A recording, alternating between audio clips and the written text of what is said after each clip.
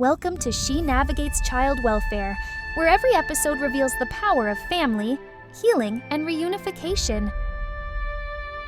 When her She Navigators program opened up, I was happy to be here in the house amongst professional women in a professional atmosphere to show me how to be a better mother, how to take the things that I learned and apply them now in my life.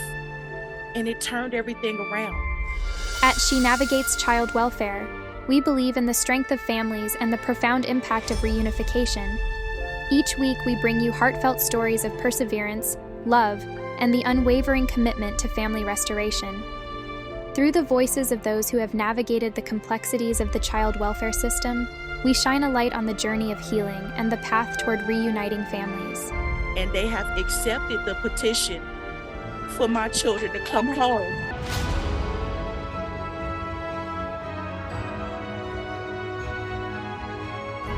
Now, here's your host, Latoya Conway-Hampton. The conversation we're going to have today is about the transition that it takes for the children to reunify home and some of the feelings and emotions and some of the trials and tribulations that it takes as a mother regaining custody of your children.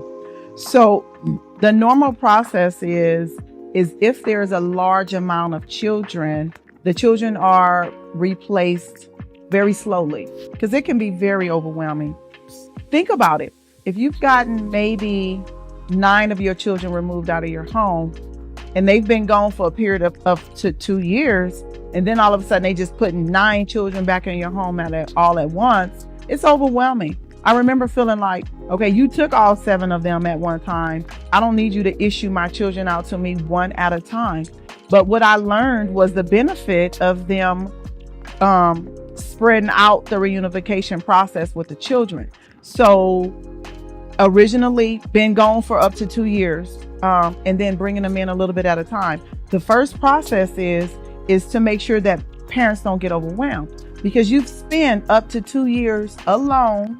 Maybe you had a lot of visits, seen the kids a lot. You may even had overnights, but it's still different from having all of the children in the home. So our process went as follows. The first 14 months, I regained custody of my 2 daughters.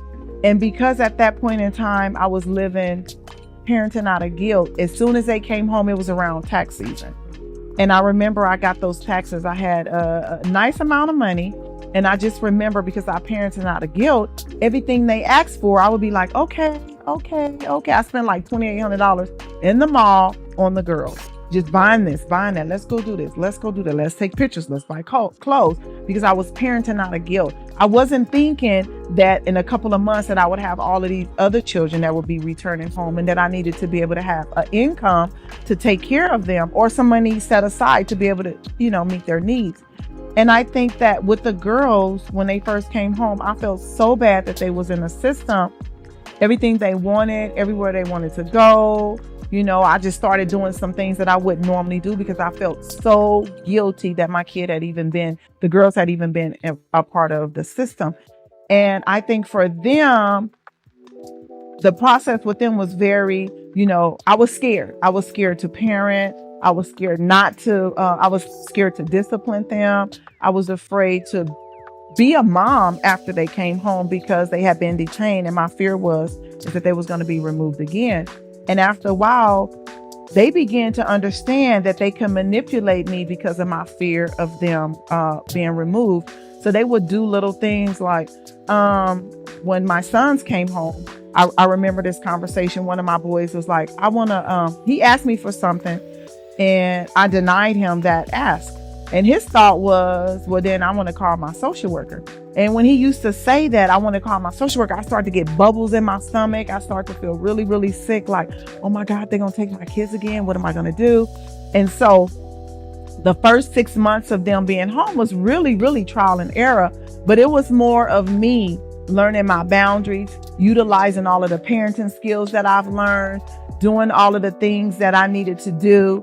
That was a big process that I needed to do with the children. And so I felt like I was afraid to parent. I was afraid to discipline. I was afraid to be the mother that I've learned to become. And so after he was like, I'm gonna call my social worker, I kept getting scared. Well, what did I do wrong? And what can I do different? And how can I help?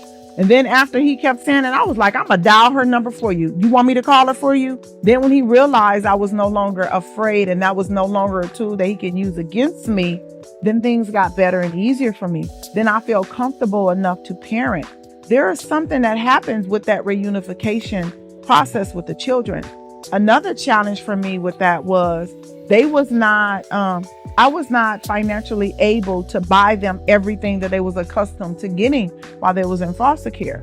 Now the foster parents get a stipend. They get a stipend to buy the children something, and then they get a stipend to make sure that, their kids are met.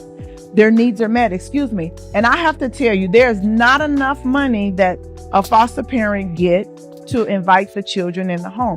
They have to have a heart for the children in order to say, okay, come on in, because they don't pay them enough to put up with some of the things that I know that my children was going through. They was going through a lot.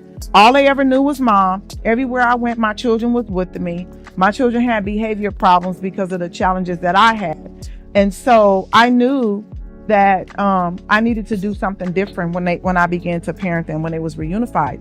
And so this one particular day that stands out for me the most was October 31st. It was Halloween, and some of my kids came home and they were on medication for their hyperactivity. And this particular kid was just so off the hook because I didn't give him his meds. And I'm thinking they just want to give him meds because they want to get a D rate and they want extra money. Well, the kids definitely was traumatized. They had been through so much. Not to mention, I didn't have a set of good parenting skills when my kids were at home. So their behavior was off the hook. They didn't have disciplines. They didn't have rewards. They didn't know about logical consequences because I didn't know about them. I didn't know about natural versus logical consequences. So my kids were off the hook. They knew how to manipulate me. So when they came back home and I had taken at least 3 or 4 parenting classes, I had a different set of skills. Not to mention that I was sober.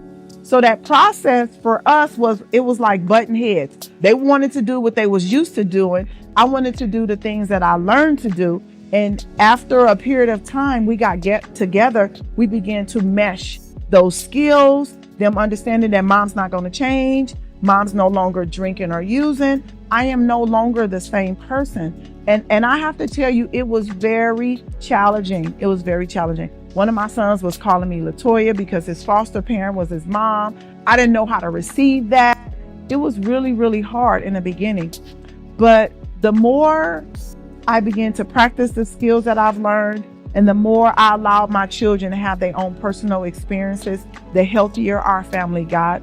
Not to mention, I got in a relationship with other people. And because I was in a relationship with the man that I'm with now, which is my husband, that he was able to be the harmony in the house that I needed.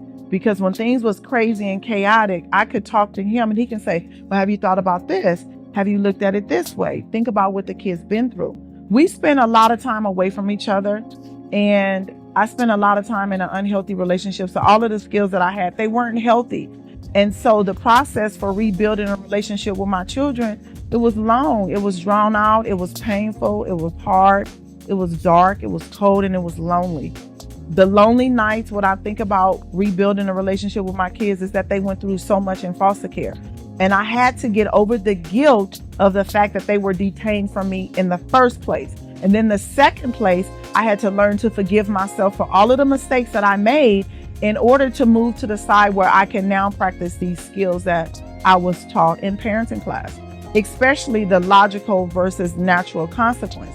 Because everything that happened, they would either get a whipping or I would take their stuff and then never get it back. Well, the law says that you're not allowed to whip your kids. You can hit your kids with an open hand and that don't leave marks.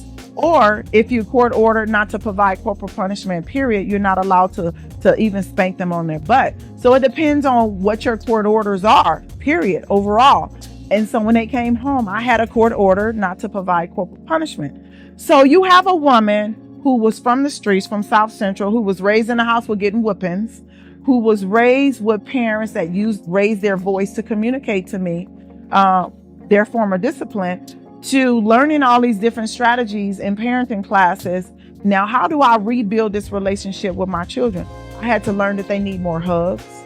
Hugs is free, it's non-painful. Well, sometimes it's painful if you're not used to hugging, but hugs are not painful. I also had to realize that these kids they went through their own trauma in foster care. Could you imagine, just follow me here. Could you imagine being in home with your mom every day, no matter how good, bad, or indifferent the house was, but all of a sudden one day your mom is removed and your dad's removed. And now you're with absolutely nothing that's familiar, no one that you know, all of these different rules. That's trauma. And then they want to know why kids act up in foster care. Well, you just removed everything that meant the most to me, no matter how harmful it was. It was what I'm used to. It is my parents. It is my loved ones. So when I began to look at the trauma that my kids had in foster care, it made it easier for me to embrace them in my home with all of the chaos and all of the drama that we had going on in our home. And what just came to my forefront, once he was my fiance at the time. Once my fiance moved in the house, he said to me, "You guys like this every day?"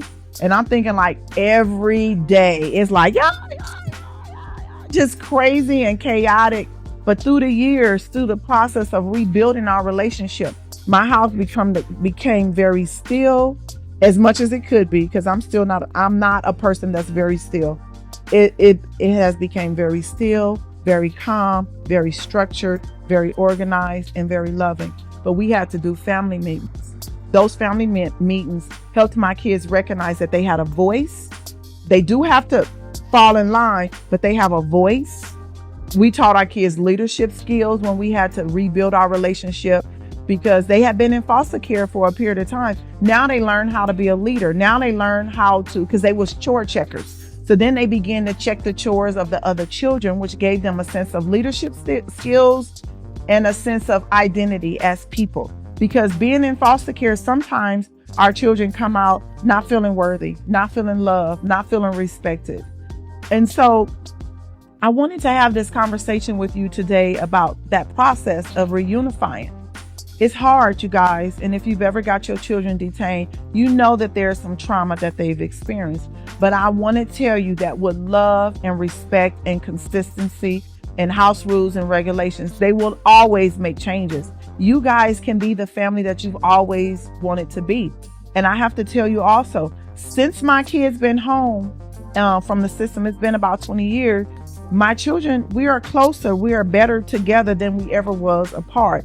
My life is much better since child welfare rescued me and my children from the chaos and the drama. So when you get upset and you think about child welfare mess up my family, it sucks. It does suck. And sometimes the families are worse off. But in my case, I wasn't worse off. And most of the cases that I've been blessed to serve, they was not worse off.